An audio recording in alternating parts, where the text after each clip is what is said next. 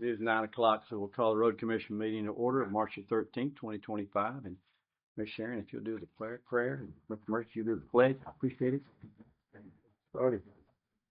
Heavenly Father, we just thank you for the opportunity to be here today. We thank you for all the many, many blessings. Lord, we pray that you will touch those that are sick and hurting, Lord, and we pray that you would help us to make the best decisions in all that we do. In Jesus' name I pray. Amen. Amen. I pledge allegiance to the flag of the United States of America and to the republic for which it stands, one nation, under God, indivisible, with liberty and justice for all. Thank you both for that. You do have a set of minutes in front of you. I entertain a motion to approve those when you're ready. So moved. Second. Got a motion and second. Any discussion? Seeing none, all in favor say aye. Aye. All right. This time we'll have public comment period. Miss Chris Sawyers, we are first. I put on their pay plan because it ultimately, that is what I kind of want to discuss with you all. I support the pay plan that you're coming up with, and encourage you all to support that, and I'm not worried about a tax increase. But what I am concerned about is, and this isn't a jab at anyone, and I know it's not going to be popular sitting in this room, but this meeting is an expensive meeting. And in 1978, when this was set up to pay the road commission, if I'm not mistaken, it was $25 was what a county commissioner would receive for a meeting. When it was a quarterly court, y'all met 4 times a year, and this body met 12 times a year, which is why y'all were paid. And if I believe it was $25 a year in 1978, 15 years ago, it was $400 each, and the chairman gets 3 times that amount. And so that was $2,800, and today it costs $7,700 to hold this meeting. It would take 17 votes of the 25 at the county commission, and then it'd go to the state because it was a private act way back then. That's why it hadn't been changed. It's not like y'all could just up and decide today, we're not going to do that anymore. You got to go by the rules. You would have to then send to the state, private act would get passed by them, and it would come back to y'all again for another 17 of the 25. I just think that my opinion here is if y'all are going to come to the county for a tax increase, and I know you're going to have to. I don't dispute that, and I'll gladly pay mine. I've told my guy it's a $100 increase. I'd rather pay the $100 than have to talk $200 worth of time about it. But you all could find it easily to bring that up to the county. I think it should come from this group rather than. That's why I came here today. I'm hoping that you 5 can maybe find that time in new business or sometime down the road to fix that problem. If you have any questions about the numbers, I've looked at them. Be happy to answer those questions. I guess I don't know what you're talking about fixing. You all make $1,100 each, right. The 4 of you, and then the chairman by default is $3,300 for this meeting. Right. And if you all believe that that's reasonable and that's what should continue, then obviously nothing needs to change. Everyone I spoke to is shocked by those figures, and no other commissions or committees are paid. It was a holdover from the old days when the county commission didn't meet. It's $92,000 a year to hold this meeting.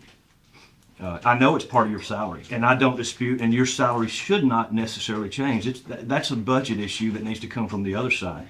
The money comes here, it's maintenance of effort. The $92,000 would come here. It's just the $40,000 that is part of your salary, I assume, and I don't dispute that, and it's not a personal attack, I promise you. I mean, it just needs to come from the other side. It needs to come from the county budget instead of the road commission budget. And then that's $40,000, and the other $52,000 would stay in his budget. And he could surely, I'm certain, find $52,000 worth of expenses because maintenance of effort, that tax dollar still comes here. It just goes somewhere other than to hold this meeting. So you're saying $40,000 should stay in his, but the rest of us up here should get zero? I'm not saying that. Yeah. I'm not saying. No, but that's what you just brought up here. If you want to look at it that way, Yeah. that is one, but there are no other committees that get paid. And Right. and I can't justify when So you're saying that you should receive $1,100 for this meeting? No, I'm just saying, well, I'm not arguing, I'm just asking, I mean, is it a reason? right. Well, yeah, because that's what I got voted in for. Most of the month it is because we get a lot of calls, a lot of Yeah. legwork, so. Sure. Yeah, I couldn't And come the up road with law, nothing. the road law, that's the thing, that's Yeah. where this comes from, road law. Correct, and that can be changed. Yeah. But I mean, if you guys think $1,100 a month to come to a committee meeting is a reasonable number and you feel that way, then I guess that's what y'all feel. No one I spoke to has felt that way. So no, they ain't getting the calls that we're getting. Agreed. You know what I'm saying? I mean, Agreed. it's a lot of work. But the budget committee gets the calls, the EMA committee gets the calls. I mean, you know, the public, I can't remember which one you're chair of, but you know, there's, or if you. Was you was on the county commission too? Correct, years Yeah, ago. yeah. And they had this and they was getting paid back They did. then. Probably 400 then. when It I- was correct. But did you vote for it? No, sir, it was You did? voted for in 1978 but I did run a, resolution to change it back then. We got 16 votes. That's fair. So I tried then, but it was $2,800 then. It's $7,700 a month now. So to answer your question, yes, I did. Not only did I vote for it, I did this exact same then, but I did it in writing. And county attorney, I'm sure you remember. Now, also, I know that that's been a topic. I won't ask you to discuss it now, but if you chose to, you can absolutely discuss it in new business later and bring it up next month again, or you could never speak about it again. That's obviously your prerogative. So, thank you for your time. Mr. Rodney, Mr. Patricia? I guess y'all probably remember here from last month. I actually brought some pictures this time in your packets there, just to kind of give you an idea of what we're dealing with. You'll see two different packets. The one that shows the cones on it, that was just to show you what has happened from rain, where the creek is actually flooding over the road. Yeah, that creek needs to be cleaned out, the creek itself, and of course, the property owner isn't going to be doing anything with it, but it's flooding the neighbor that is next to us on the other side of the creek. And the second picture on the bottom of the first page shows where the water's coming over the road, and it should kind of show where her house is barely. Other than that, you can see like the street, some of the debris that's coming up onto the road.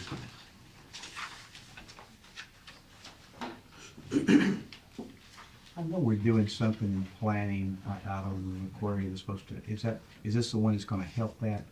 No, this is on Glade Different Road. one? Level road, oh yeah, way down the road. Okay. And any, can you speak to any of this? Well, I mean, yeah, I mean, this has done this for 30 years. Yeah, It's been done it for 30 years. Is there a solution? Well, the only solution I've got, and what would help downstream of this, if it was cleaned out, the water could stay more channeled in the area. It's all growed up now, so when this debris comes across the road, it gets in the woods. And you know what happens when stuff builds up, it spreads out. Yeah. Of course, It used to be years ago, I can remember when this, which I'm calling it, I guess it would be the east side. That little branch down through there was kind of opened up and water would flow on through, but it's all rolled up now. So when the debris gets down there, it stops up. I guess a branch on somebody's private property. Well, it's their okay, and that creek is actually cleaned out. I've actually taken a bobcat and went through there and cleaned it and pushed the rocks to the side, so it has a straight shot across the rock shelf. So it actually is clean. Yeah. And to keep dirt from washing away from across the creek, I've let some smaller trees and a couple of wild rose bushes to grow over there to help hold soil in place. Right next to the road, which there you can't really see a picture of it in here. Yeah, you can't really see it. On the very first page, if I can point for you, on this one right here, right through that section right there, there's a little bit of rock, but the water actually rolls over through there and is actually washing away right at the edge of the road. Do you have a solution? But I tell you what's happened. The state changed some pipes on their road, which is on Central Pike, and they upsized.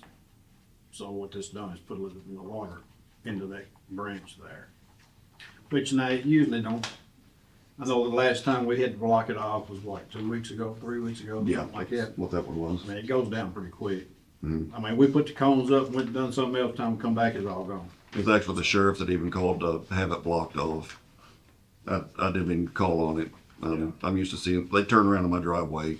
Yeah, So they, it's- they call, but, I Yeah. mean, if you look at the last picture where Central Pike is, I mean, that all comes from Leeville Road. I mean, if you look around, there's a whole lot of area that's, that water trailing in it. Michael, Lisa, either one of y'all have any thoughts about this area? James has really looked into more of that than I have, 'cause I Okay. think you'll talk to her. Okay, Lisa, I thought you. Yeah, he'll be here shortly, James. Oh, okay. But even if you raise the road, where's that water still gonna go there? It's gonna sit there. Well, I don't think it's so much as raising the road as that the water is getting, the creek that gets before the road will actually bring debris down to the road, and then it's blocking off those pipes, and that's causing it to flood over the road. There's not anything that the road division has done to cause that. Right. It's just where the creek on the opposite side, they're not maintaining it. When we came in, purchased the property, we knew that it was, we learned that it was flooding whenever it started raining. So we actually went through with our own hands, with machetes, axes, and everything else, and cleared out all of the debris. Used shovels, and like I said, rented a Bobcat, and I went up and down on my property to clear it. Okay. Even my neighbor, she actually cleared out trees on the backside of her property to try to allow the water to keep going as well. But the water is coming across from Eric Hoagland's across the road, which you can't really tell it by the pictures. The pictures just don't quite do it. It will pond right there on the property. So it's just coming right across, and it's flooding her. It's not really affecting me, but it is her. She's a widow. She doesn't hardly get out of her house anymore, but it does get up underneath her house. So I'm trying to, help her out. So James will be here in a little bit. He should be here anytime. So maybe you and him can talk a little bit. They're about water quality, not quantity. But Right. he's always pretty good help about that kind of Mr. stuff. Vaden? So let him talk to Thank you. you both for that. The second You one, have a set of minutes in front of you. second batch, which is just 3 pages, the one that says Glable on it, Got a motion. so that lets you know that it's Glable Road. And this, some dirt, which is actually on the county's This time we'll have. property public comment. line, because there's you can see it's right next to the road, which you'll have a 25-foot off the center of the road. Yeah, on the center line. Some do, some don't. Some have I mean, 15. even the utility poles are over here. Yeah. Well, way over here, which that's the reason I have the top picture. Yeah. So that's where the fuel poles and the digging's happening right in here. Yeah. So, Eric Hoagland is he's got like 60 acres over there, and he's trying to divert water to go to a pipe that goes underneath the county road to dump it onto our property. That was closed up well over 15 years ago. And so the water that was coming through was flooding my yard. I had crayfish, everything else on my yard. It was growing fungus, everything. Mm-hmm. So the county actually came out, they dug that ditch and closed off that pipe. We haven't had any more problems with water. Now Eric Hoagland is looking to sell his property, and the little store there that he's got there is, well, you know where Griffin's Market is. I do. So he's wanting to sell that, and he's wanting to sell his property. He's trying to open up that pipe. And he's even said he's trying to open up that pipe to dump the water over onto where I live at. So would that be a civil suit? Is that what that, or is that? Yeah, I don't remember, I've been here over 30 years, and I don't remember being a pipe there. Not to say that there's not one there, I don't know. I don't remember it, but it's like I told them, if there's a pipe there, it will have to be opened back up, because it's always been there. I mean, But if there's not one there, then he can't put a pipe there. we can't put a cross drain. So if there's a cross drain there and they find it, which I told Mr. Holden I wasn't gonna go down there and dig it around and get the ditch all messed up. He says there's one there, and I said, well, it could be, I don't know. Do you know if there's one there? There used to be one. I don't remember. Now, it could have been, I'm not saying that there wasn't. But now, I'm gonna tell you, if there's one there and they find it, it's gonna have to be opened back up. Can you see it from your side? No. Yeah. It's whenever they came through and did the ditch digging and everything, it all got covered up. So then Who covered it? Even the Yeah, pipe. That's what I was wondering, who covered it Who up? covered it up? It was the county road commission that came through and when they did the ditch, because it used to be shallow, I guess you could say. And the Hoagland properties actually sits higher than what mine does. Now, we done the ditch on the west side. Yeah, but there's nothing on mine. There's no chance of doing no ditch on mine Well, because no, it there's not a slopes. ditch on that side, but I mean, I don't remember being a pipe there. Now, like I said, there could be. I have no idea. Your goal is just not to have it opened up, right? Correct, because that would dump water back onto my property, flooding in again, causing issues. Where he's just got a pasture over there and he actually has a ditch option. Like I said, he sits higher. Once the road comes over onto the edge of my property, it slopes down into my house. So there's no chance to even put a ditch through there. But on the opposite side where the water is at, it has a spot where it can drain off. And it does drain. But he's wanting to open up to get more to go through. But I mean, the way I've always done it, Mike might correct me on this, but the way I've always understood it, if there's a pipe there, existing pipe, we have the ability to open it up, right? By law. We control what's on our right of way. Yes. Whether it's open it up, close it, put one in, take it out, whatever. But if We it's been didn't closed close up it. for 15 years though. But we didn't close it to stop the water. And nothing, I They mean, didn't close it to stop the water back in the day, did they? I think it was more of a cause at the time whenever they were digging the ditch. Because I was there whenever it was happening and the pipe was actually with a backhoe was actually crushed the end of the pipe down. yeah, that's, Rodney told me that, but I don't remember doing it. He said I did it, but I don't remember doing it. I don't remember closing no pipe up. So when, so if we were digging a ditch, Mhm. that would make sense that we were digging a ditch to open things up and let things drain. Why would they crush the pipe head for the ditch to not have anything going in? To keep it from going underneath the road. So they made a ditch that went alongside the road, which there wasn't one, and had to run to the creek, that creek right there, Well, see, to dump the water. you get so far down to where the water needs to go, and it's like all It's Russell rock. County is flat rock. And to get the ditch from where it starts to that point, you would have to bust through probably about 2 or 3 foot of rock. to get the slope. Drain. But it does. So that's does the drain. reason, evidently, if they say there was a pipe there, it could have been one, I don't remember, but it could have been one. But now, it's like I told, like I said, if there's a cross drain there, it'd have to be opened up. Which would flood water onto my property where I live, rather than having it run across next to the road of a wide open field where nobody's living. So it would flood my property. Like I said, it's been closed for well over 15 years. Thoughts, Mike, anything? Well, these folks came by to see me a couple of weeks ago, and I was gonna talk to you about it, and I never got a chance to. That's on me, not you. I'm just sitting here listening though, and listening to what they told me as well. If it's on our property, shouldn't anybody be messing with that ditch other than us? Now, if somebody's messing with the ditch, if there's a neighbor doing that or whatever, that should be it. I mean, talking about the drain or. Trying to find the drain. Yeah, It's not if up to it's them. in county right of way, it shouldn't be, a private citizen should be. Well, I mean, he was they're not gonna dig in the ditch, he's got somebody that's, he tells me, this is what he told me, he's got somebody that's got some kind of GPS from years ago that they can show pictures of it, is what he was telling me. But I told him, I said, he's not supposed to be in the ditch doing anything, cause that's county right. Yeah, you're not supposed to own anything of ours, yeah. But as far as marking it, I mean, there's no big deal him marking it, right? So he has a right to come and mark it and then tell you there's a ditch, a cover there and that you Well, need to I uncover. mean, if he can show me proof of it, that there's one there, I mean, there's no need of me going down there and going and digging up the shoulder of the road and finding the pipe, if there's one there. And if it puts water on, because of this, it puts water on their property, where do we go from there? Well, I mean, the only thing I can do is what's on the right of way. And after he gets to his property, that's on them. Right? So it'd come off the county property onto my property then. Well, let me speak up. We manage stormwater under our roads. Mhm. That's not our stormwater.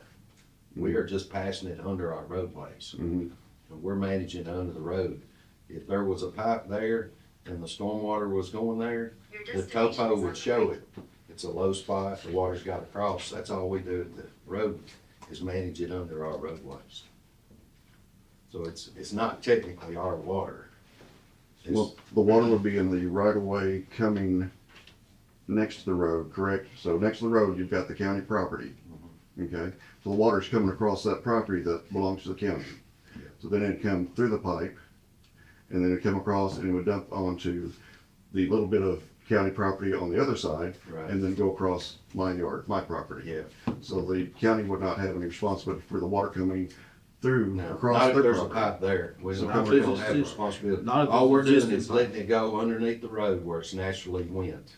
Those storm drains are put in where the contours meet and the water will, you know, you gotta have positive drainage. Water's gotta run downhill. What would be, So all that what would be water the that- solution then to move the water? If the pipe was open, the solution would be if the county can do a ditch, you know, if we can improve in front of your roadway, Mhm. we got 25 foot off the center of the road.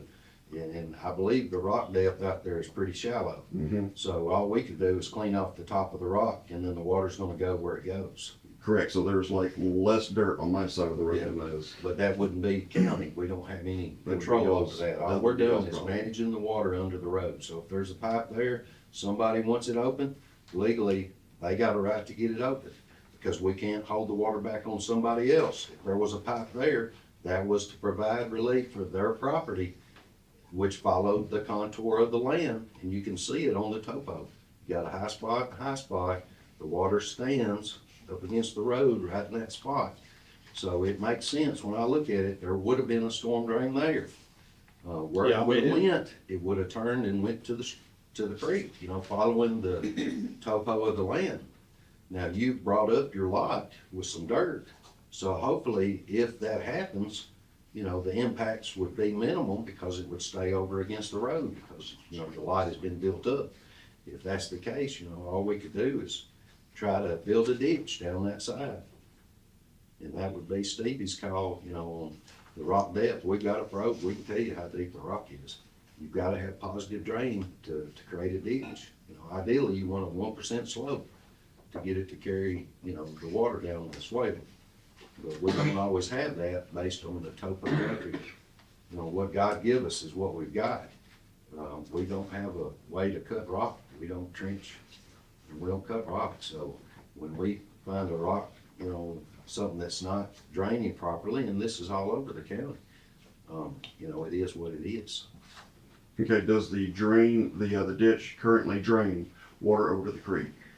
Does the ditch that's there, it's not carrying any, because evidently when I went out there, I couldn't see the pipe. Are you talking about the pipe?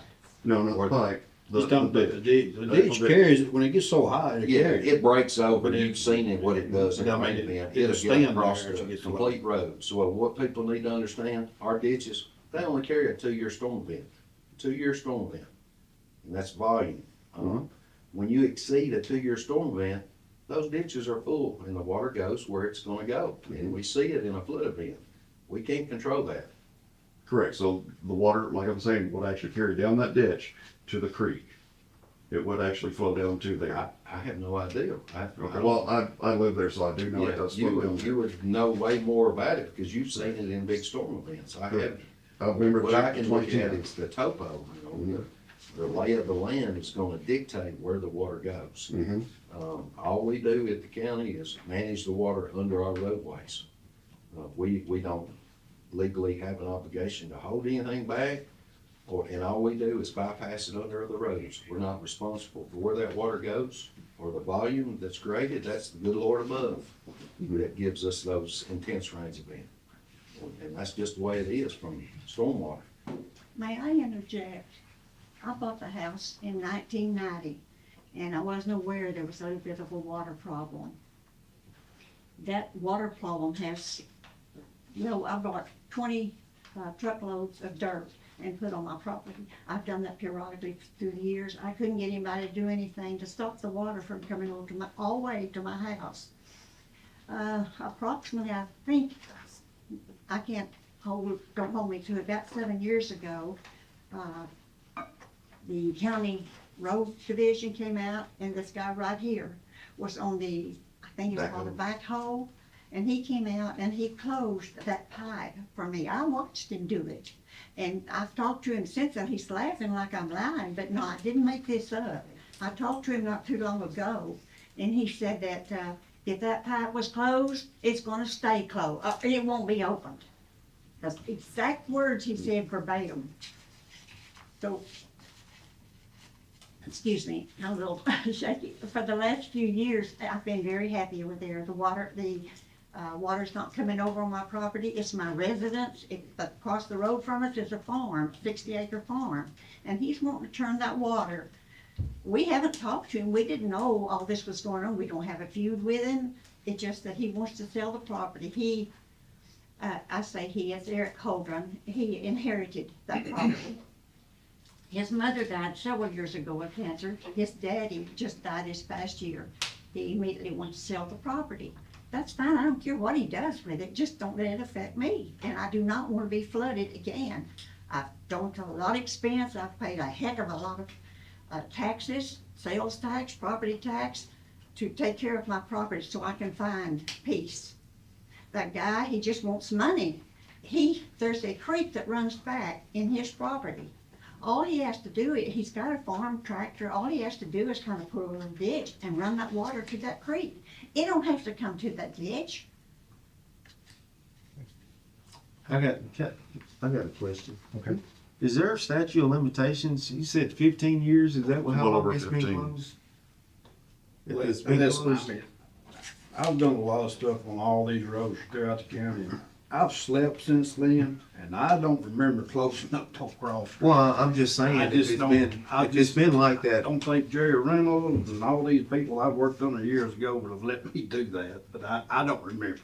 I'm just saying, is there such thing as statute of limitations? So what happens? Not that I'm aware of. Okay, because the reason why I asked, that, let's just say that they sold this house 5 years ago and there wasn't any water at all. Okay, and then here we are, fast forward 5 years, the new owners bought this house, and then all of a sudden they don't see that cupboard coming out on their side. Then all of a sudden now we're fixing to open up a cupboard and it floods their house. So it's almost like if you don't see it and it's been there for 15 years, I think it's dead. I mean is that not the right thing to do? Well, you've asked me a lot there. First of all, the legal part, I'm gonna stay away from the right thing to do. The legal part, because we do so much development and all such as that, I don't know that I've ever seen a statute of limitations. Okay. I guess our role in this, as I see it, is whatever's happening on county property, we control. Whatever's happening off county property, we can't do anything about. That has to be done either between the parties, court-wise or whatever, but, you know, I can't go down there and open up a culvert on a county road, because I don't have any authority to. It's just this body that controls that. So, if there's somebody down there messing around with our culvert, doesn't need to happen. If it's us doing it, then we've got the right to do it.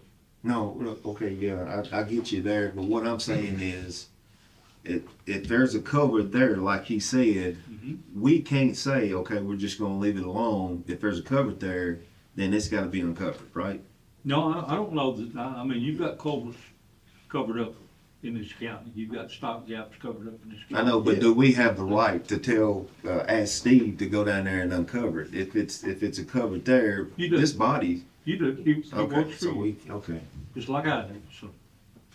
And I can speak on that a little bit, past history. I have been out on calls where there's been block culverts, you know, from rocks to different scenarios.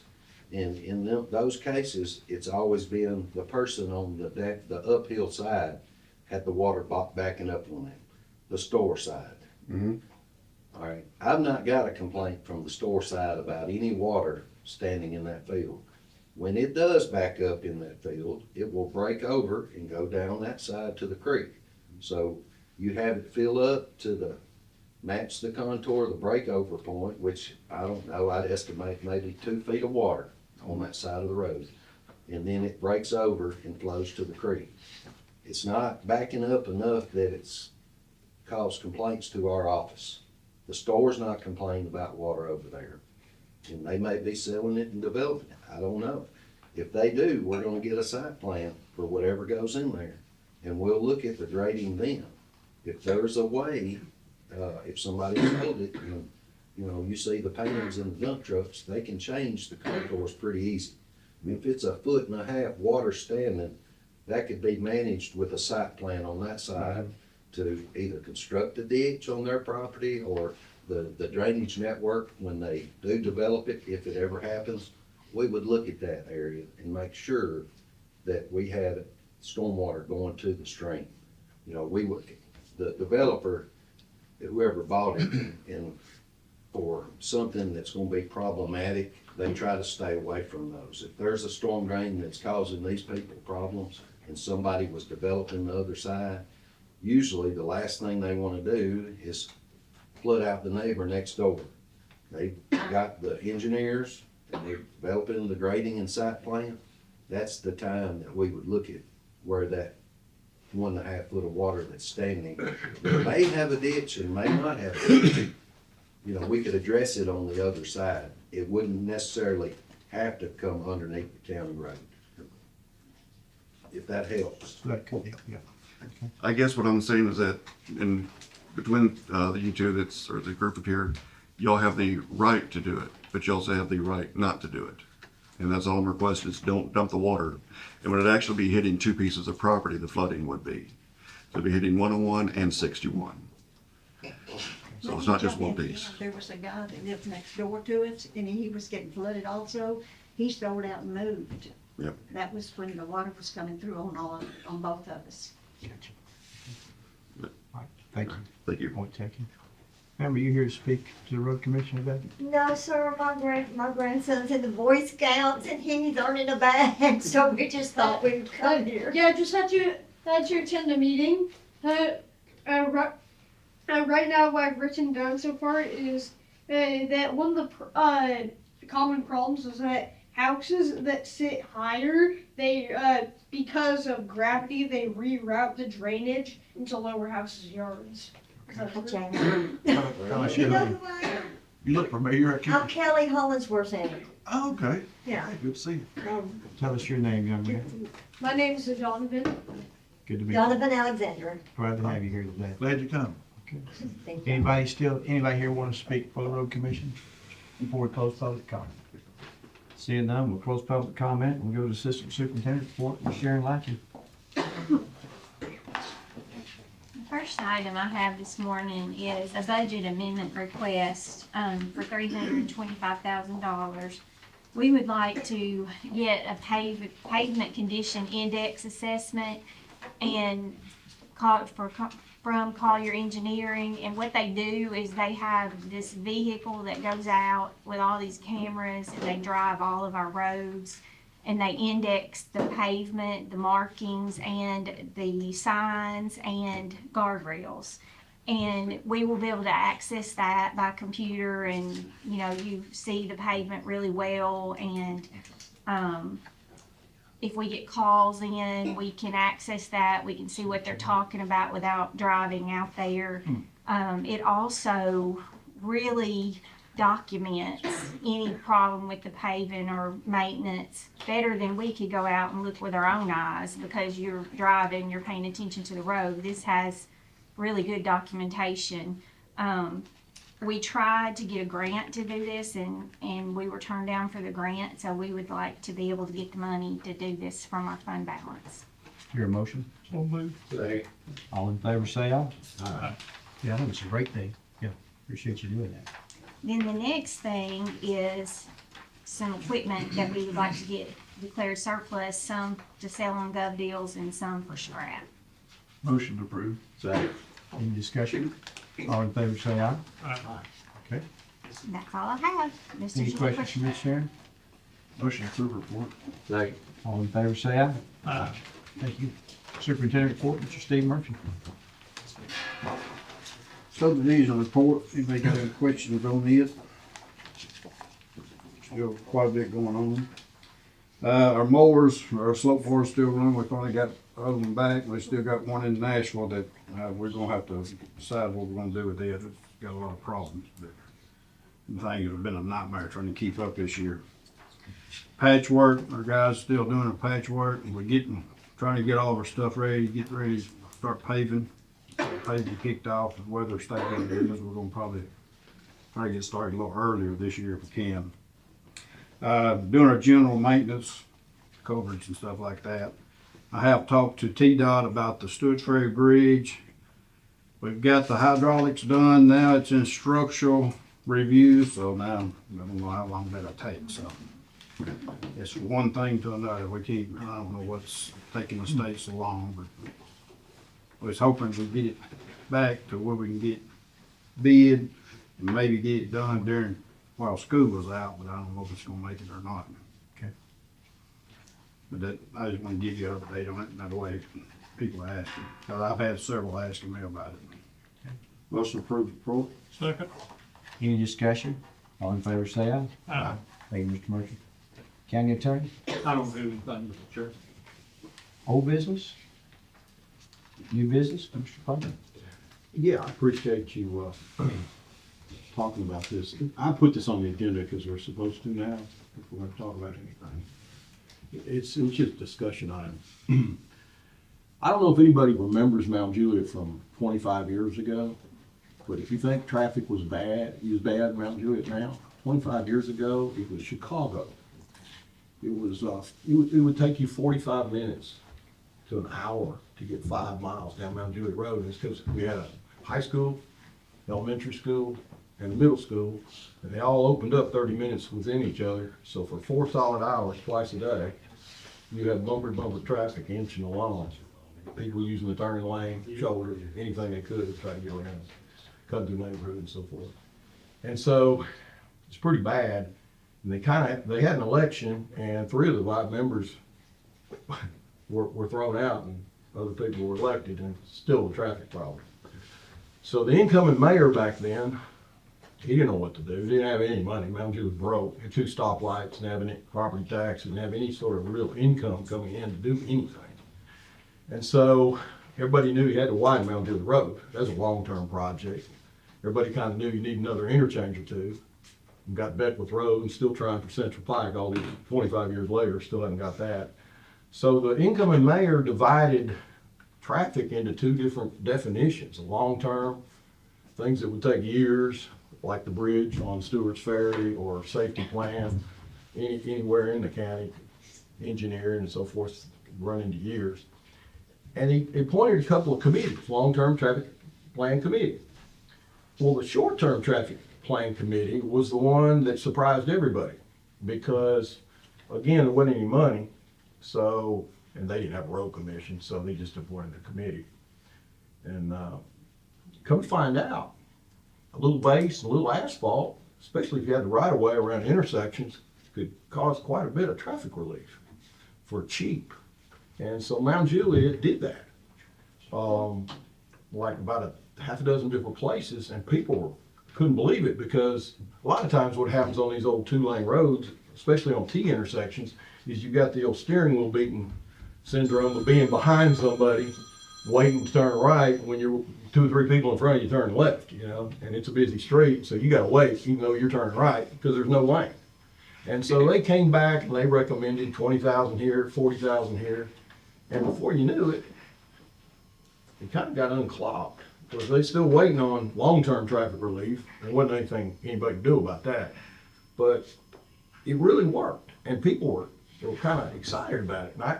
And I don't know that I'm asking for us to do that necessarily, but these little short-term projects can really help you out.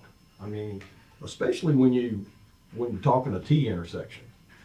Now, it wasn't just that they did. They did a lot of intersections, but they also made some roads. They connected some roads that were close, that everybody was trying to drive all over the place to get to from one side to the other. They just connected them. And, you know, that helped out too. But over the course of about 3 years, I think they only spent, I don't know, maybe $150,000 and freed it up. So I just wanted to bring this up as a discussion item. I know if the county commission approves, you know, $500,000 a year for 3 years, we have a little change to do something like that, or at least try it in the first year. And I just want to toss it up there for discussion more than anything. I just want on the agenda to talk about it. And I'll be the first one to speak. I mean, the city of Lebanon did something similar to that also. Of course, that crazy fire chief was complaining about a lot of stuff, so they changed. They got rid of him. Yeah, but they changed a lot of stuff, and it works well. It worked well for a while, and some of those are still working right now. But in a county setting, really, I mean, you got four-way stops. I mean, and a lot of state roads that run through that you can't do nothing with anyway. That's what I was gonna say. I mean, yeah, we're trying to do that in places, and I'll give you one example. The mayor knows about it. Out there on, lost my friend, Carver Lane. So you wanted to widen that intersection there, but you can't because of all the gas lines. Yeah. See, that's what kills you. You got so much stuff in the ground now. Well, and again, what they did was they was looking for low hanging fruit. Yeah, Now, right. yeah, you can't do it everywhere. Yeah. There's no question. And I mean, where we can, we're trying to do that, and see a lot of them, like Chris said, a lot of the places, they come out on the state, or the state don't want us working on it. So it kind of throws it in the kilter. I will say this, so we don't need a committee because we have y'all. And hopefully y'all bring the low hanging fruit to Right. Mr. Murphy, and Mr. Murphy can try to improve those in your Right. areas when you hear complaints. And then if you have something that deals with a state road, bring it to me and I can take it to the NPO. Don't mind Right. doing that. And we took the study that we got from Collier and we have 54 roads that we need to address, and we're looking for the funding to address that. And, you know, the hopes are the transfer tax bill will pass. And what we hear that's gonna be, that's really not brought the wheel tax thing to you, is that transfer tax will be designated for road improvements. And so if that happens, then that would allow us to attack the 54 roads. Some of that's signage, some of it's improvements, some of it's other stuff. But he had state roads on there as well that we have, that me and Christopher met yesterday and talked about making sure that he gets that on the plan they got.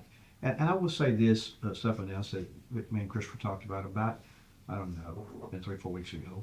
But as we venture out, we've always had the deal, if I got a subdivision, automatic, 25 cars or better, we're gonna put decentral in.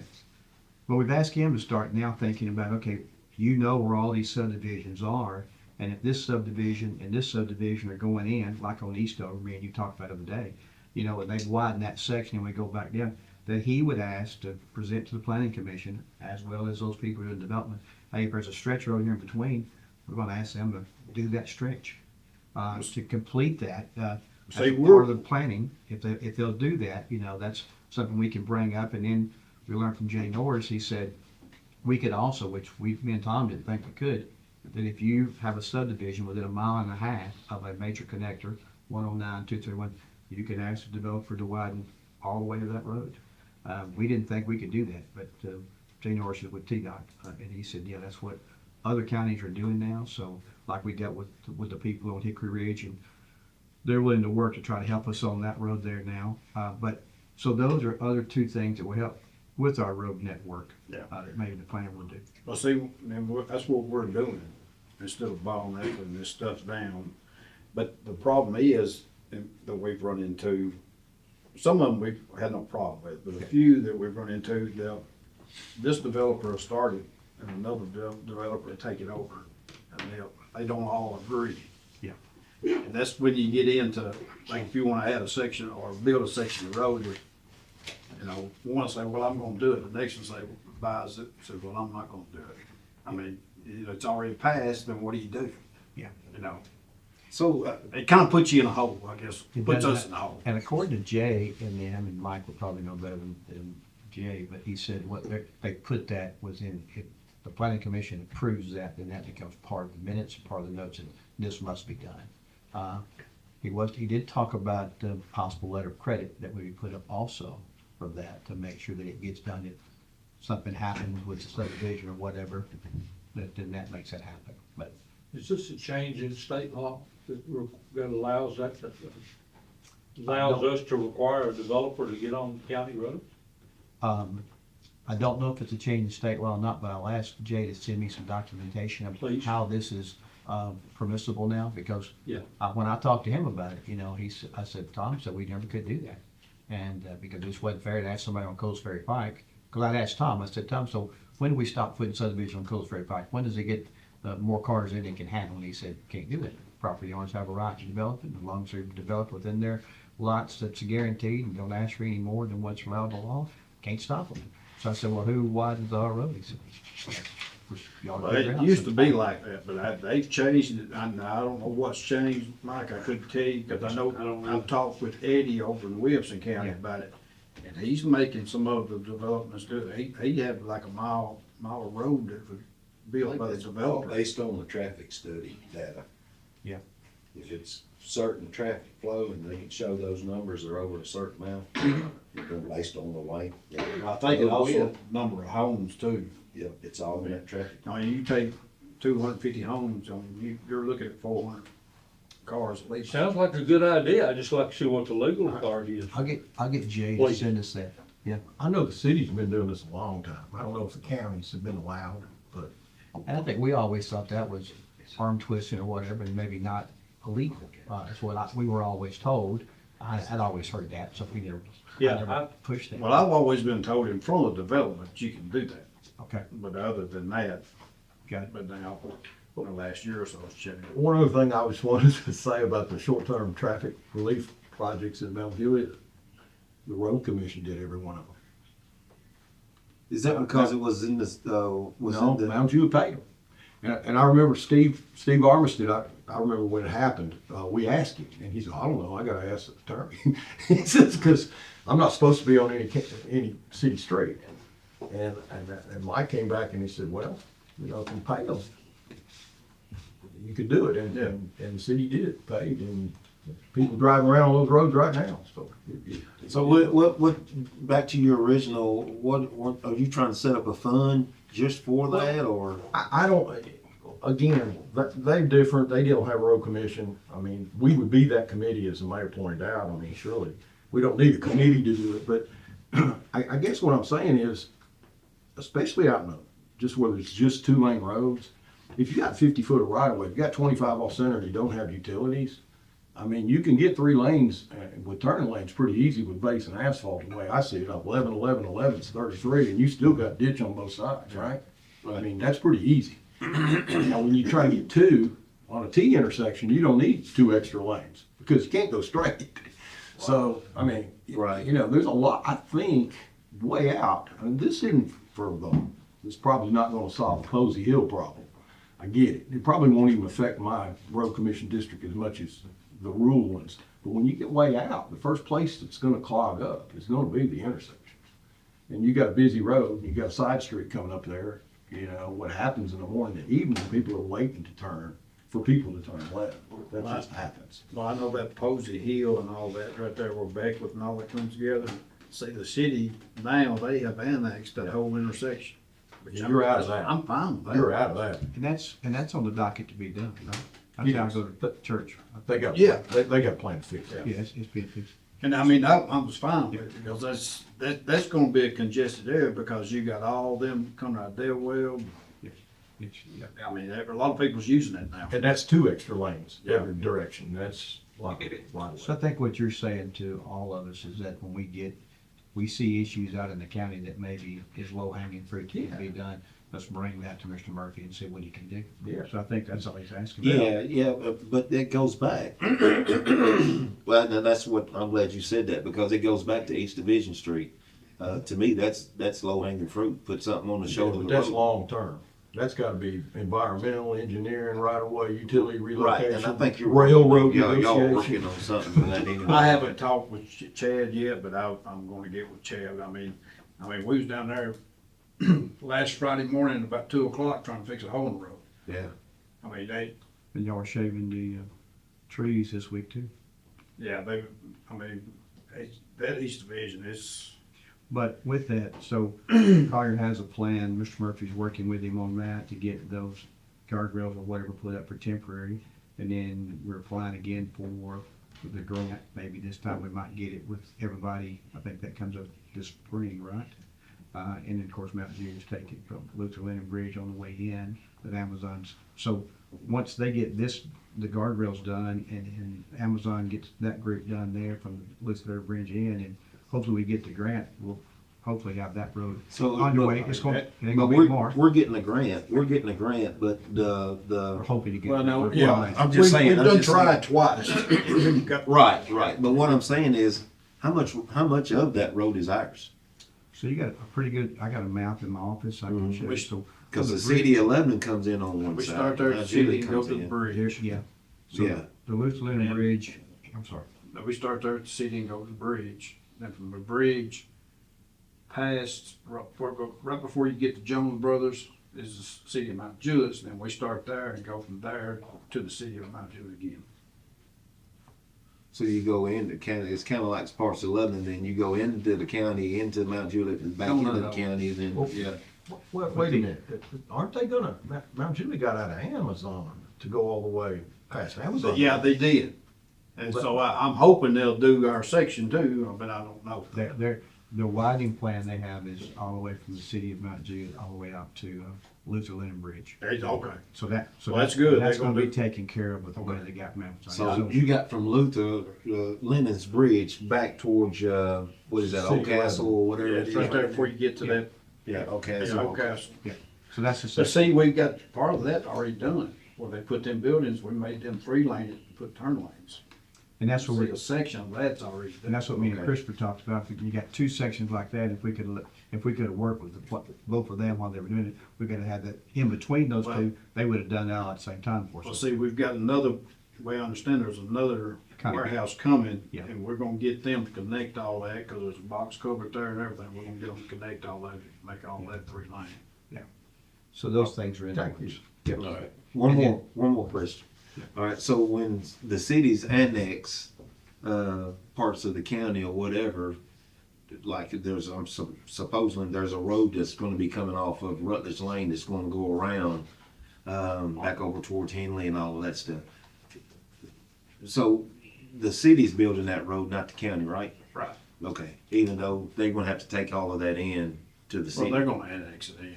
Okay, all right, that's, people were wondering out there that, well, we're gonna have to pay for that, so, okay. The city will do it, I mean, it won't be.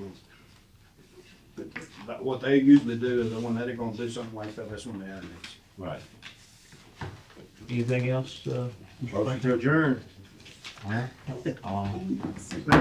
we are adjourned. I will look on, Mr. Rodney, I'll look this up and get some information to you on that. Chad, it's been many years. Yeah, so, Like your mama, I love her. well, thank you. So you're. Good to meet you, what'd sir. say? I was Dee's Good luck sister with your- that was married to Denise. Calendar. Okay, Yes. okay. Actually, I have a question. Oh, you're not Sheldon. He's- I got like I understand what you're saying. years ago. He stayed here for 4 hours because y'all so late. Minutes, to help, good restraint this morning. We're gonna have a, we're fixing to have another meeting, so y'all can stay. And I had two too, because I want to say, well, earning my money today. My original Emerson, form, my God, but- We don't really. Well, Oh, thank you. John, Yeah, stay growing up. Not Second Thursday morning, we get that argument. Yeah, small, all in one. Fix it project that we could do with not much money, because they were really, they didn't have any money. Chad, Signature signature and sign for him or any shade his troop. I've got a camera, just a signature from any of y'all. The mayor. I'll give it to you. It's out of the car. So, You can? Let me. It's not to mess around with it. the gradient for houses, but Yeah, you can start it. y'all say this? In fact, you may need to sit there. He will be one day, believe me. I don't think so. I don't think you missed much. I'm familiar with that because. Yeah, what? I I went yesterday and stayed all day. I'm not going today. When you going, I'm gonna try to go tomorrow, see if I can get my work done. They'll come down after the night when some of these other things. But they're still gonna be happy. That helped on either. leader. Y'all thank you so much. Sorry. Speak to you. Thank you, sir. Nice to meet you too. Okay, Donovan, come in here and do something. Just remember, front strings. Y'all gonna see him in the White House one day. I'm not. He's going to MIT. He's already got his whole life planned out. Excuse me. Hey, Just because I think I need the signature of somebody, could you please sign here? I sure will. Like, I made a little illustration for showing how drainage works. This house has rain, and then all the water just goes on down to the other. Is James here? He could learn something. He sure could for him. Anybody could. I really appreciate it, sir, for letting us come in. Yes, ma'am. Yes, ma'am. Chad, thank you. Thank you. Glad y'all come. Good to see Glad you. seeing you Good to again. meet you. You have very Bye, nice guys. handwriting. Okay, see you. Okay. All right, we're ready to roll. Well, that was a very fun. Yeah. Okay. Okay.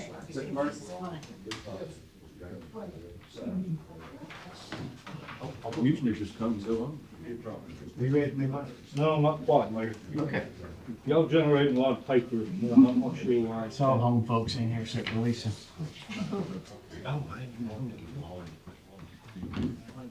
Tell you, that stuff you brought me, that chips or whatever, oh, no, that's been good.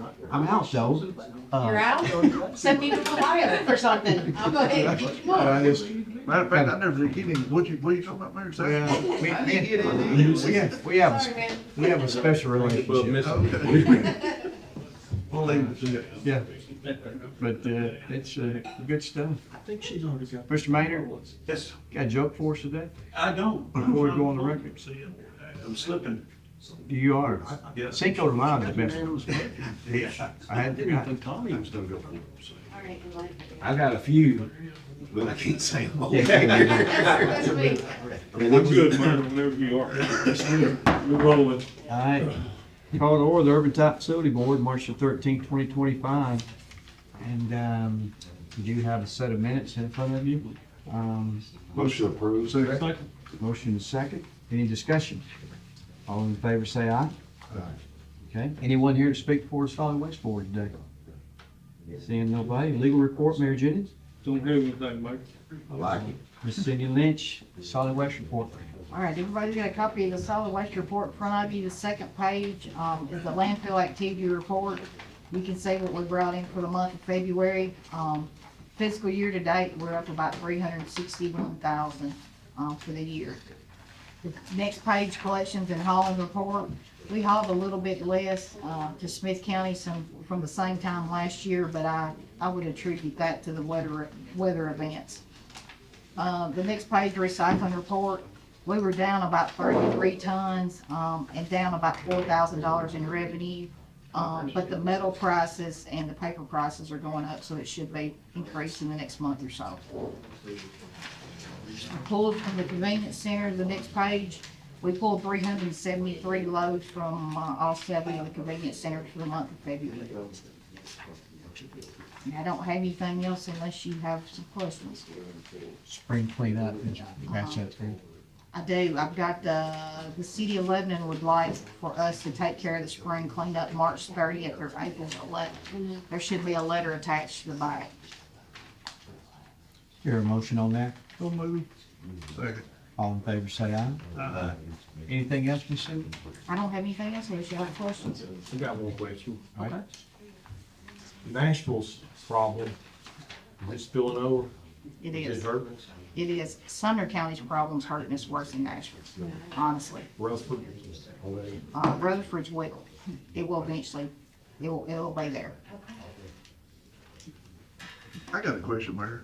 Yes, sir. I talked to Steve a little bit about it, just talking bench racing, I guess you'd say. Like if we talked about if we could ever find some land, we'd put another convenience center out towards like the Lakeview area, anywhere like that. If we ever did something like that, could we have enough land to maybe put Steve a little salt? Sure. I always thought that'd help him out in that area. We had bad roads. Maybe he had a little area he could put some salt, maybe a store. Yep. But I just like to throw that out there if we wish we could do something or find something.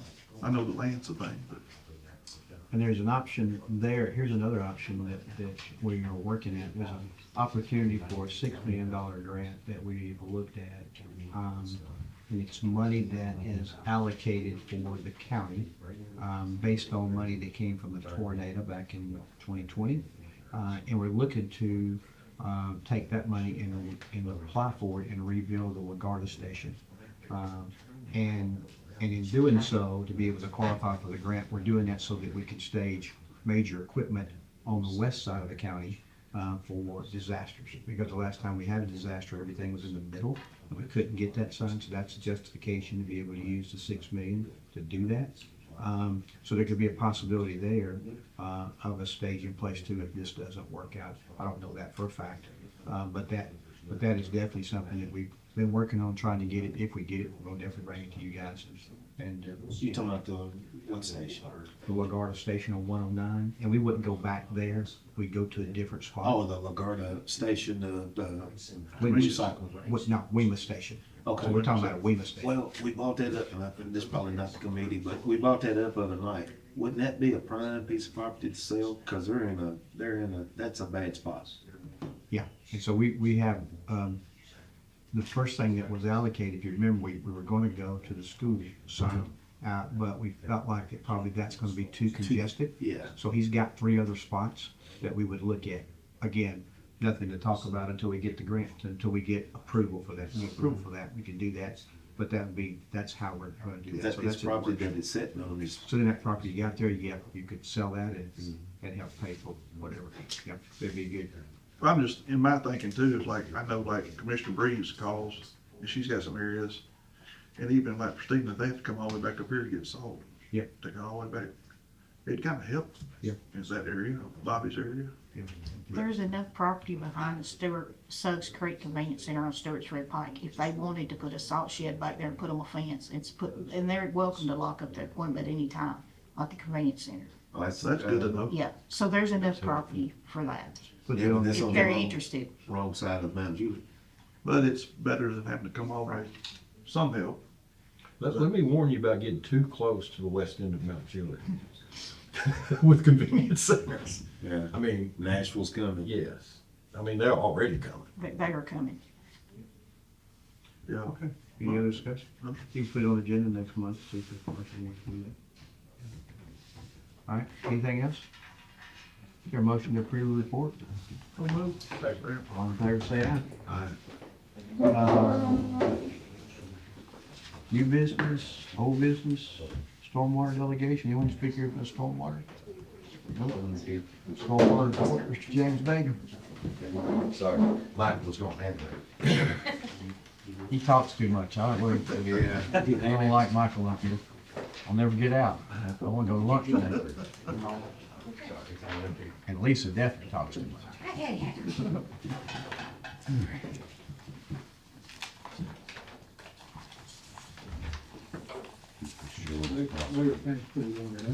I will take just a second to write on Mr. Bailey.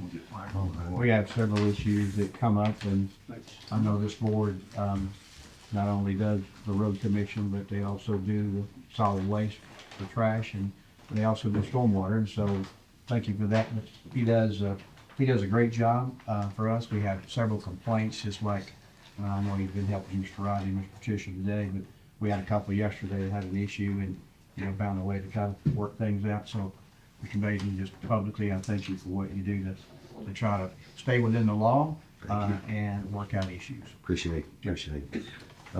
You guys can see your stormwater report numbers. We are starting to slow down a little bit compared to last March. I think we were running about 160 last March, and you can see the numbers. So we are down a few on this. Moving on down to the work summary. We did participate in the Builders Expo. We had over 300 people stop by the stormwater booth. We were able to share pass outs and plenty of good stormwater information. We had 209 people that filled out for a chance to win the gift cards that we give away to cool people in there. The Tennessee Tree Day that we're supposed to have next week has been postponed to March the 28th, and that's because of the weather. But we'll have trees, and I believe you guys have your tree list in your package. So if anybody here that would like some free trees, please send them to Stormwater. That's all I have on our report, but just for discussion briefly, I wanted to give you some information on what you guys might be seeing next month. And what we're doing, this has to do with plats that are over 5 acres that are not reviewed by Stormwater or the planning. And I had asked Tom in the past why this wasn't happening. He had always told me that a person has a legal right to do something by deed, and it goes back to the survey law. But at the county, we do not let people do things by deed. We require a plat for a subdivision. And so what we're running into, and Stormwater is running into, is these critical lots. So we evaluate all lots under 5 acres, or if it's part of a subdivision plan. We have a chance to evaluate that site. Where's the blue line streams? Where's the buffer? Does the people got to put a bridge in? You know, and we can lay out what whoever buys that lot needs to do from Stormwater. For example, if they are putting in a bridge, well, you get in a permit from TDEC. It's called the ARAP, Aquatic Resource Alteration Permit. They'll issue it to anybody that applies. They don't look at what size bridge, if you're building a bridge, a storm drains, putting it in, they do not size culverts. They put that back on us. That's called the technical review requirement, and it's found in our NPDS program, our National Discharge Eliminating System. That's our program that we signed up to. In it, it details that we're supposed to be finding the features. Where's the spring house? Where's the flat? You know, if you're under 1% slope, you could flood if it rains real hard because it don't have enough grade. Where's the steep slopes? If you're over a 20% slope, that's a critical lot. You know, you go up to the Smoky Mountains, all those houses are on piers. That requires some engineering work. You got to build a drive up the mountain. You know, if you're building ditches and you're dropping 400 foot of elevation, the power of the water when it gets to the bottom is going to move boulders, because it's going to pick up energy as it goes downhill. An engineered plan addresses each one of those items. Where's the graveyards on these sites? The Historic Preservation Act. We need to know. Right now, we don't know. When somebody buys a lot over 5 acres, and we've got a lot of examples, they get upset with Stormwater because they get their ARAP and then they come to me and I have to tell them they got to get engineered to tell us what size culverts go in that creek. Because if you put undersized drains in, they get blowed out when you have a 100-year storm event. It impacts the waterway. So getting that engineer to size the pipe and tell us what needs to go in there to carry a 25-year storm event. Now that number is typically what is carried between the creek channel. That's a bank, and that's the width. You can usually fit a 25-year storm event between the channels of the creek. The water that's moving parallel, that's flood way. It's moving water. Nothing's ever built there. Extend out, you got the floodplain. We allow people to build in the floodplain. Why, I don't know, but we do. There's some requirements. You got to do an equalization plan. If you're filling in the floodplain, you got to take out that amount because you don't want to force the water on the other side. When somebody buys these lots, a lot of time it's a Zone X. Zone X means it's not been studied. Nobody's looked at it. It's an area of minimum hazard. It's got a creek, and we know that it's going to have a moving water parallel and it's going to have a floodplain, but it's on no maps.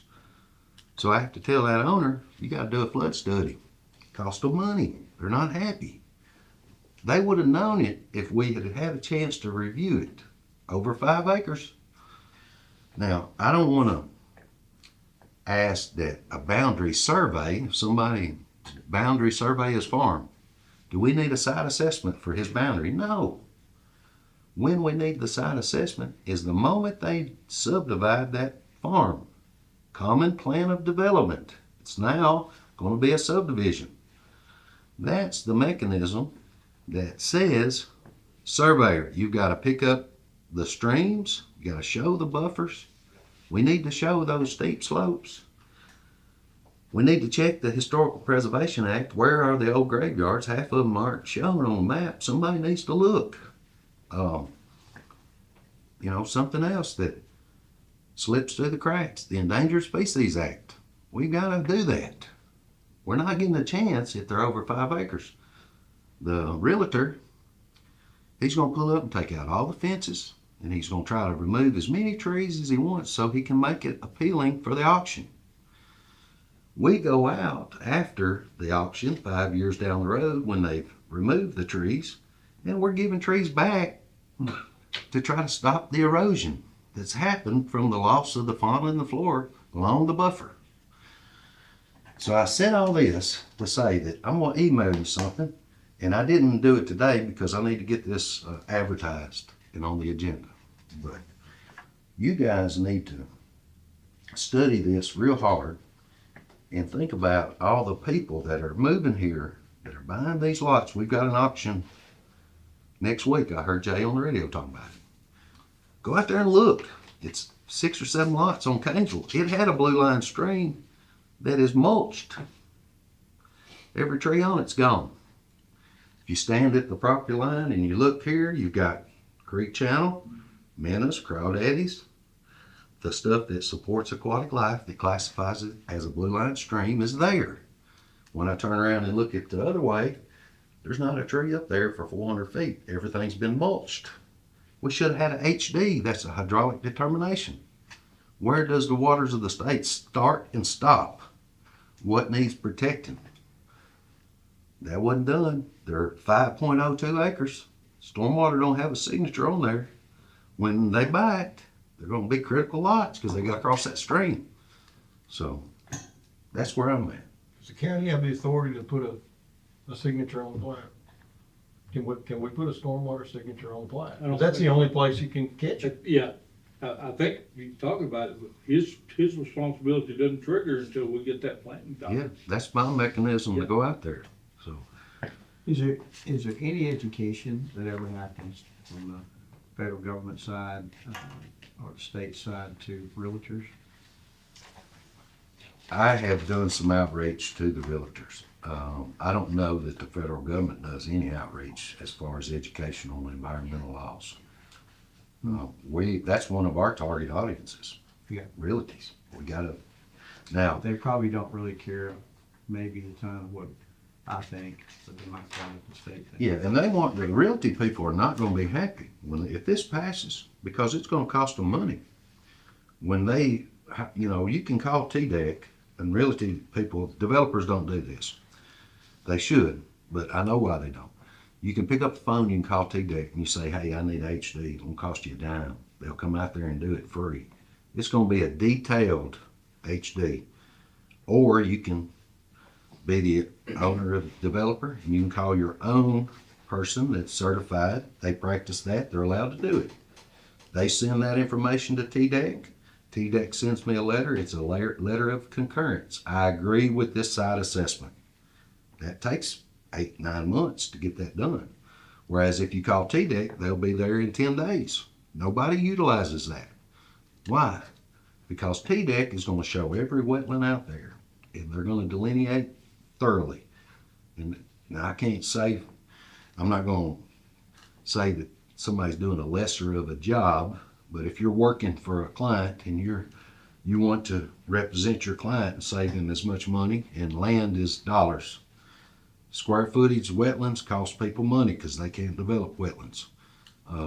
Buffer zones on streams. The state says if you're over a square mile, it needs to be a 60-foot buffer. 60-foot buffer away from the stream, that's a new do not disturb, do not remove the trees, do not develop zone. 60 foot from the creek is, to a developer, that's more land that you're taking away from me. And then when I tell them, minimum pads, we got minimum pads, you guys said it, it's great, because I know that that's going to save people money when we have a 100-year flood. If you're building in the floodplain and you're 1 foot above, which is you guys' policy that we adopted, which is great, And then we say, well, your FFE is gonna be 2 foot above. What does that protect you against? Your protected calculations show us that we're protecting you through a 100-year storm event. What are we having here? We're having 1,200, 1,500-year storm events more frequently.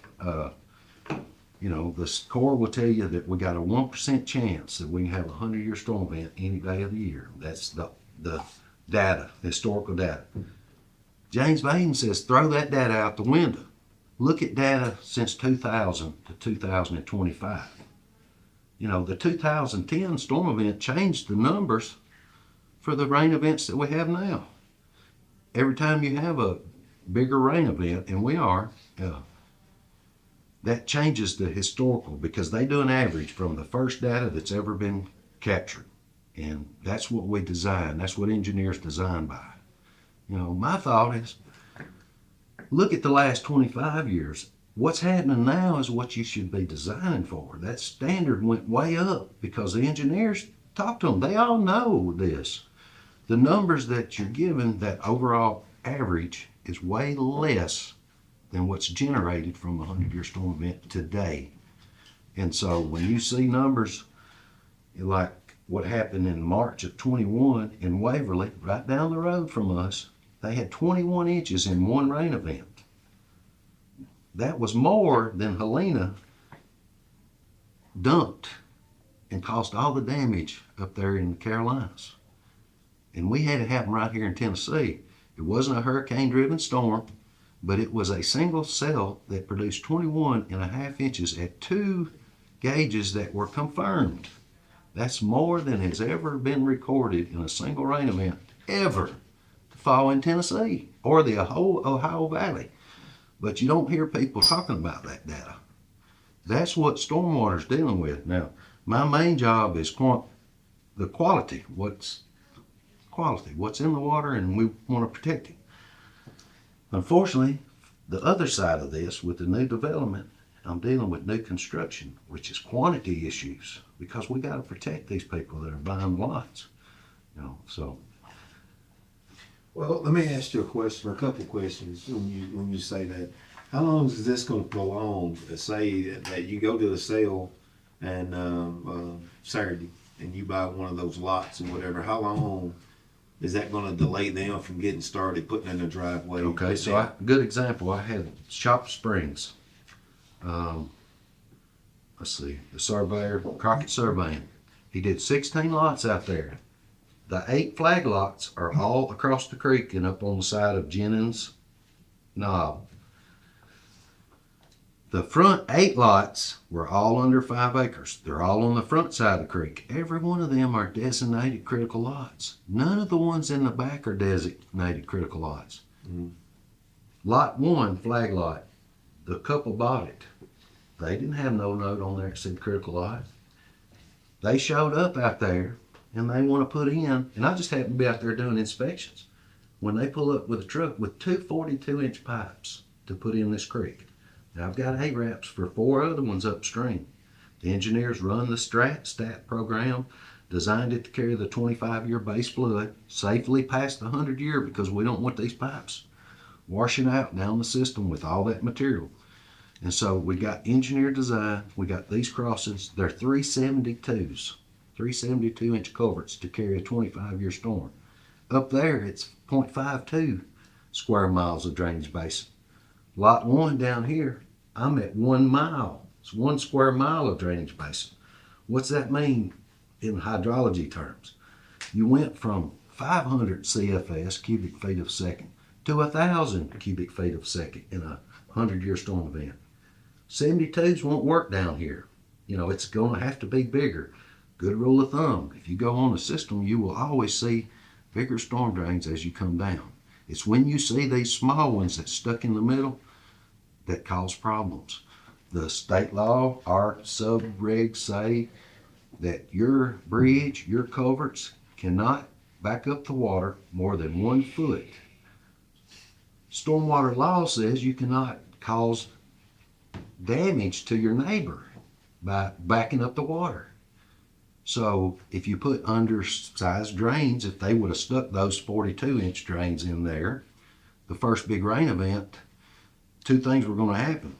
Either they armored it well enough that it was gonna back up the system and be out of bank, which changes your numbers for all these engineers that study these lots and set these minimum finished floor elevations. It's based on that channel being open, carrying a 25-year storm. If you undersize this one spot, now it changes the dynamics on the flow rates all the way up the system until you get to the elevation that's above the top of the pipe. And so we got it tied down. Our sub-regs say you cannot change the base flood. You can't negatively impact your neighbor.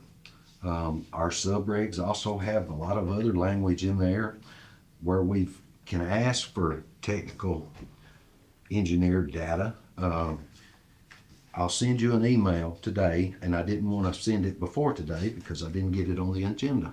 And we've been working on this all week, and timing is everything, but I've had 2 sites in the last 2 weeks that have been tracts that are over 5 acres that we did not review.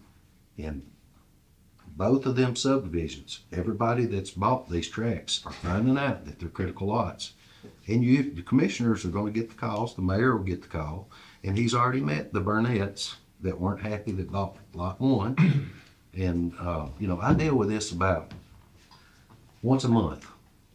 Somebody's buying a lot that's over 5 acres that will have a blue line stream, Statesville, for instance. That's the largest creek that we've got in the state of Tennessee. It's only a few feet from being classified as a river. And everybody that familiar with Statesville, you've seen what it did in 2010. Well, 2010, people say that's a historical rain event. I know the numbers. That was a 48-hour rain event that only produced 13 inches of rain in Wilson County. 2 days, 13 inches. Now, I mentioned an 8-hour, 21.5-inch rain. Can you imagine? I know what it would do. He gets the Hatton statue on the square. On average, will have water on his feet every 10 years. You can look at the data all the way back since he's been there. Average, every 10 years, the city has Lebanon Square has flooded. When you see these net increases, and if we have that type of rain event, the city of Lebanon Square would be literally gone, folks. I'm telling you. We've only experienced a 13-inch rain, and we know what that did. And I was working for the city when that happened. I know what those rain events will produce, but we're dealing with some other animal moving forward. And by law, we can't control acts of God. That's what the judge would say. And we can't, but we can definitely try to protect these people. Let me ask you by showing the features. What are you proposing? Warning? The goal, what's my goal? Kick the can, right? We know Yeah. that. That's in their model.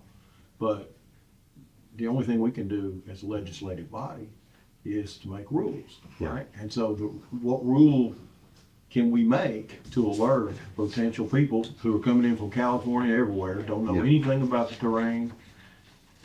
You gotta get a signature on the plat, right? Yes, sir.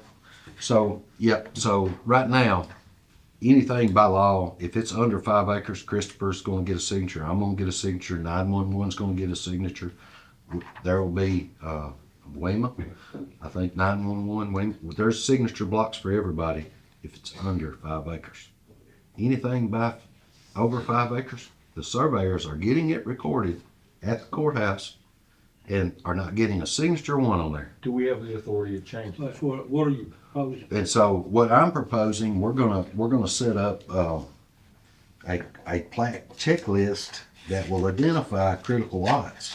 And I'm gonna send you the package that I've already got prepared, which shows us, and it's gonna be some boundary survey notes on these critical lots. And this is, So if you have anything over 5 acres at critical lot, so you need to put a signature on, what you're saying. And for us to know what is our authority for doing that? I think a body's that. Yeah, can we do it? Oh yeah, we have the legal, it's part of our Does the NPDS. planning commission have to, the first step is the planning commission? Yep. So, and I've been working closely with Christopher on this. So, we're not after the guy that's doing a boundary survey to have him show everything on his farm. If you're doing a boundary survey, that's fine. It's the moment that it becomes a subdivision. If you're doing the boundary to do a splitting it off.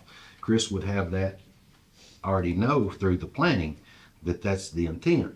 And go back to answer your question. And so, Because I was finna say, I'm I sorry. Still got two questions. I know. The question is, what is the time frame? Be everything. It don't matter. if it's Yeah, football. I agree with Steve. I think it'll be everything. everything, because who knows if it's critical or not? That's right. You look at it. I mean, Well, see, that's the designation. When I do an HD, when the HD's done, that says, hey, this is waters of the state. On the plat, I'm gonna have a note. You need an ARAF and a engineer design plan, a sizing of the pipe. If you're gonna put a bridge across it, I need a copy of the bridge plan to show that we're not impeding the 25-year storm event. And all of that's good, but we've got to have the authority from somewhere. to So, do it. And back to I your hope that's point. what you're saying. And I'll get to it, I'm sorry, I'm just looking through my notes. And while So, you look till you do, so I want to answer your question. you answer Christopher's. So the deal is, how much time is this gonna take? And that's what happened to the homeowners yesterday. They're ready to roll. They talked to somebody, said they can put 2 42-inch pipes. James goes by and says, hey, that's too small. There's 372s up the hill there, and you got 2 more creeks in over here. And so now they had to pull those out. Luckily, they didn't put them in. And then go get an engineer to do all that. So it really cost them time. If he could have been in on the front end, he could have helped them and saved them. Now, if they would have got them in there before James come by, he wouldn't have said take them out. But down the line somewhere, it's gonna cost them money, and it's a city thing if we're gonna do it. And Yeah, you know, okay, so we but just- that's, so down, okay, 72's up the hill, down the hill is 42, which should be bigger and it's perspective, but they put the 42's in, but James is not gonna tell them to take them out.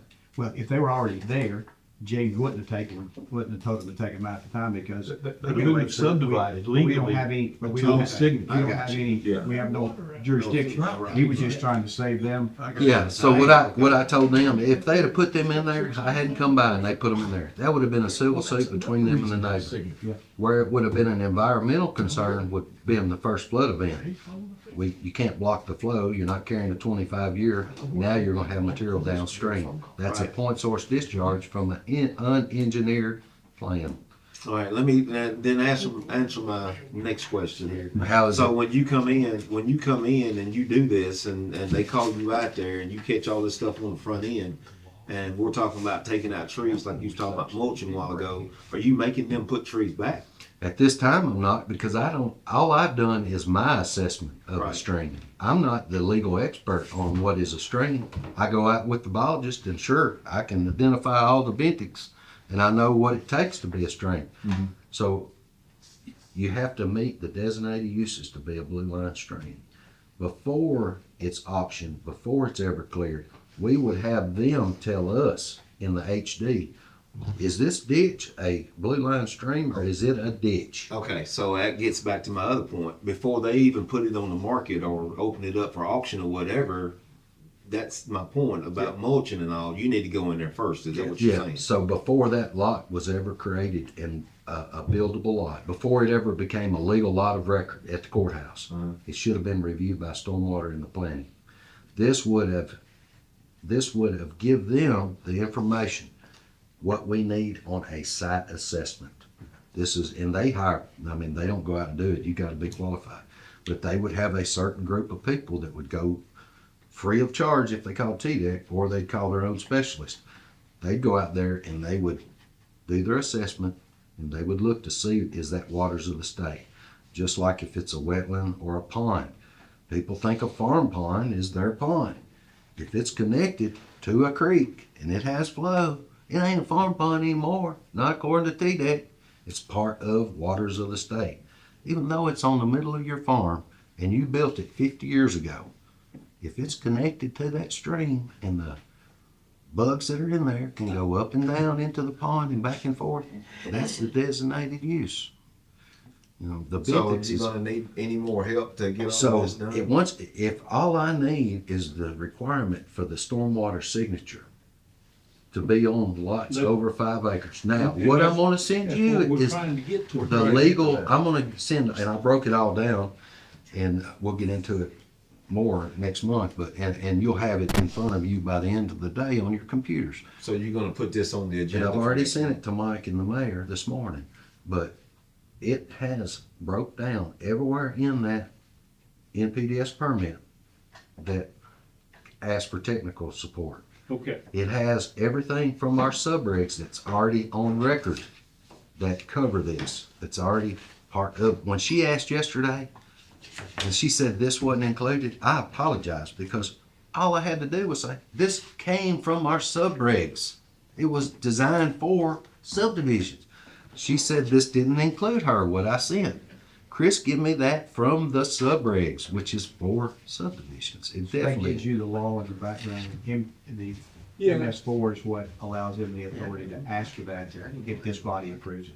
But I want to go back to what he started with, I think, and that, I think, is the threshold question. These people, and I've done it as an attorney for them, years ago when I was in private practice, people came in and said, I don't want to pay a surveyor. How do I get around it? Well, you create your lots more than 5 acres. Yep. And that's the way you do it. How does that get fixed? That's the threshold Yeah, question. If so- we can require everybody that subdivides their property to have to come through and get approval of all these things, then it shifts to us, and if we miss it, it's on us. Yeah. But right now, we don't have any authority. And that's what I You've got thought. 31 acres, I can design you 6 lots there, they'll never have to come before anybody. The way it is right now, you And I'm can. not even a designer. But what I want to do is close that loophole. And according to Christopher, who went to the regional planner 2 weeks ago, they talked about this extensively. And according to him, the loophole has been closed. If you're doing it by deed, you're right. We don't allow things done by deed. If you're a subdivision and you're gonna put it on the auction, we require a plat. That's the change. So have we been breaking the law? I mean. We have not been enforcing it.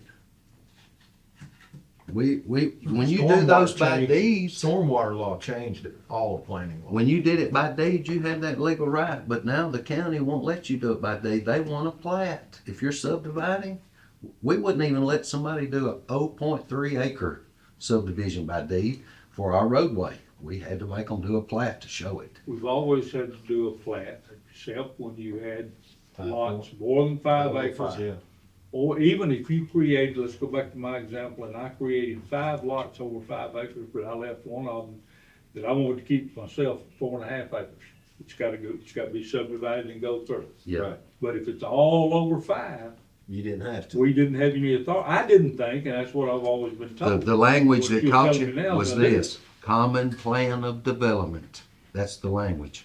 Anything part of a common plan of And it development. is where, Jay. And it's in our stormwater ordinance, it's in the NPDS permit, it's in the Okay. general construction permit. Good. It's in all 3 places. I'm with you. I wanna help you. I know, and But I can't- appreciate you. But I can't. But that's the Tell you to do catch-all. something. This is the You catch-all. gotta have a leg to stand on. Yeah. And I've had the deputy Well- director, Mr. Paul Davis, lives in Wilson County. He worked at TDEC, I don't know, 20 years as the deputy director. He's told me personally, James Bay, you're not doing your job. I was like, what do you mean? Common plan of development. It's the first thing out of his mouth.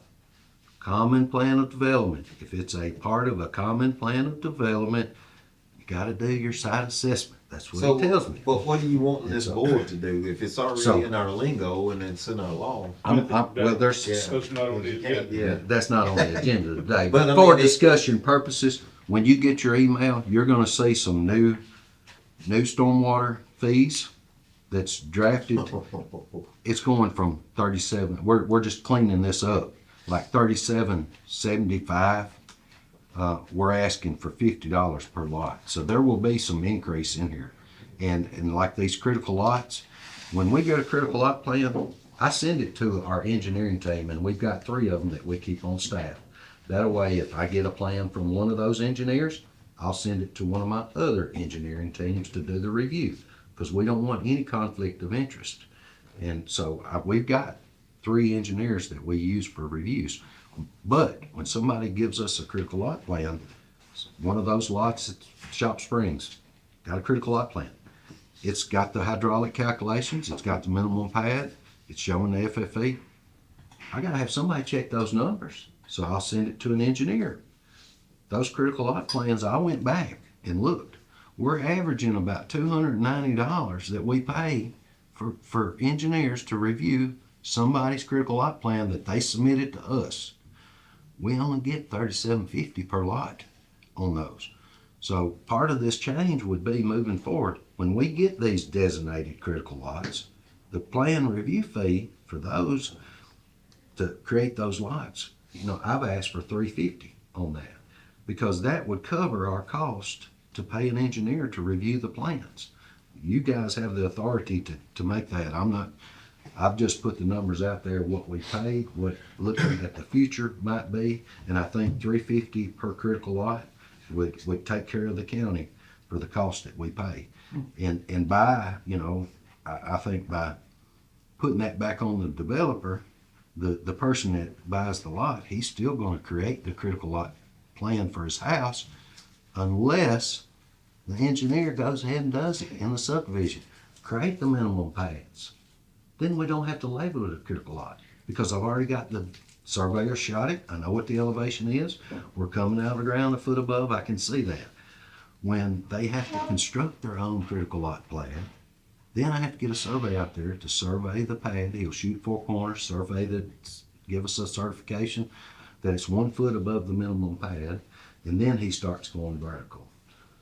You know, all that is time. You gonna send it to us then? Yes, sir. Send it to us. You heard enough. Yeah, I've done heard enough. I got to use the bathroom. I've heard so much about water. Well, I've talked way more than I want to, but You're out next week, Michael. I better do it. So I hate to answer your question. It's on there. I would be happy if I never got a call on a critical lot again. Trust me. Because this is, you know, it's not fun. People don't want to hear from the stormwater. Stormwater costs people money. Unfortunately, you know, there's a few people we give trees and they like us, but the developers do not like stormwater because everything we ask is going to cost them money. HDs, site assessments, that's going to cost them money. The J. Whites and the people that are selling these, that are making a killing, can pay that money to protect our resources. That's my opinion. I do have one question. I'll make it short. But like those people on that bought that lot you were talking about, they walked up and said, "Oh, this is beautiful." They had no clue about it. They didn't even know because so that's what's scary. She said, and to their defense, they weren't mad at stormwater. I don't think they were mad at our process because that lot should have been. You know, he said, "You're right. It should have been a critical lot. Why wasn't it?" And I had to say, "Well, I didn't get a chance to look at it because it's lots over 5 acres." And so that's what and they may have walked away from it. That's what they told me, yeah, because the bridge is $30,000. Yeah, but you know exactly what where I'm at over on Lover's Lane. Those 3 lots that they sold back in there. Yeah. And that it fills up, you know. And he made a killing off of it. Yeah. And then now one of them's for sale because he ain't got nowhere to build. I know which one you're talking about. Yeah. It's the one that's low, unless somebody fills it up. You don't have nowhere to Chris, build. you done so we can go? I am done. Yeah, I am done. Most of you. Y'all